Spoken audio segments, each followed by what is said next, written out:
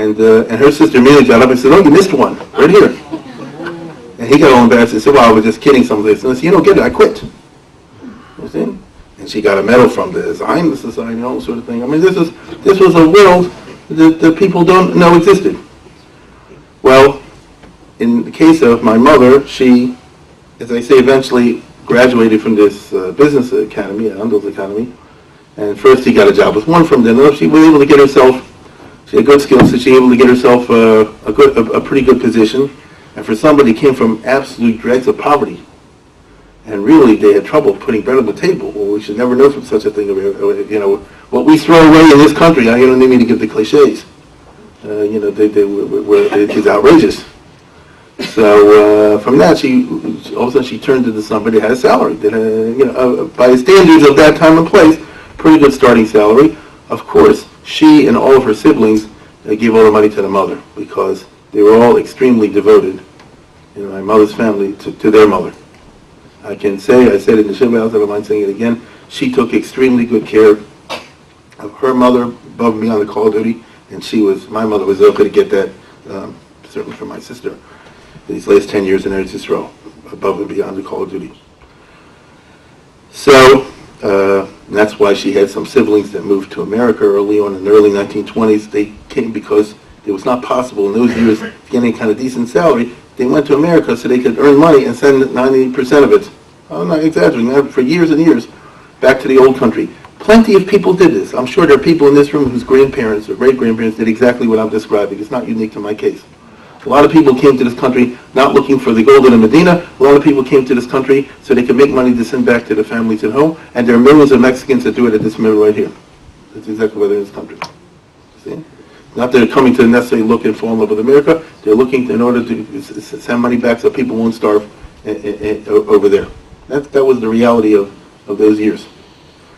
And she, as I said before, moved into one firm. Then she, in the middle 30s, late 30s, she was able to secure a position in another firm with Jewish owners,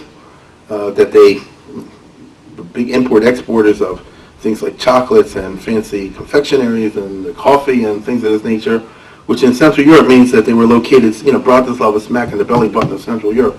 So it's a big entrepot, and they did hand over fist business. I mention all this because there was a life before the Second World War. That's the point I'm trying to make. And my mother was raised by her mother and her brother to be rule followers. They were straight arrows. That's how they were raised. Now, I don't say all Jews were, but in this case they were.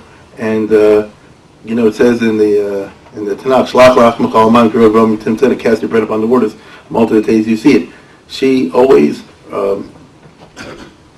impressed all those around her, Jews and particularly people who were not Jewish, with her rectitude. And as a result, she made many friends who were not Jewish. And this made a big difference in her life when the wartime came. Because, as many know, in the late 1930s, things went really bad. You don't have to be a big historian to remember Neville Chamberlain and the Munich Pact, which was all about the betrayal of Czechoslovakia as an independent country.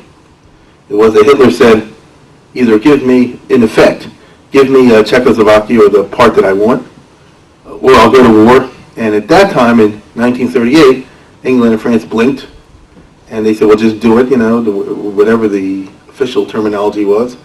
And very much like in Israel's case today, they said they were doing it to advance the civil rights of the minorities, the Sudeten Germans in that regard. It's exactly what the Arabs are trying to do in Israel today. And the country was taken over eventually by the Germans, meaning in November of 1938, a whole chunk was taken over directly by Hitler. And in March of 1939, even though he promised he wouldn't do it, he took over the rest of the Czech part, what they call Bohemia. And Slovakia, where my mother lived, because by this time she had moved in order to go to this college, high school, whatever it was, and to get a job in a big firm, you have to go to New York. You have to go there to Bratislava, to Pressburg, which is the largest city or the only big commercial center. And Slovakia seceded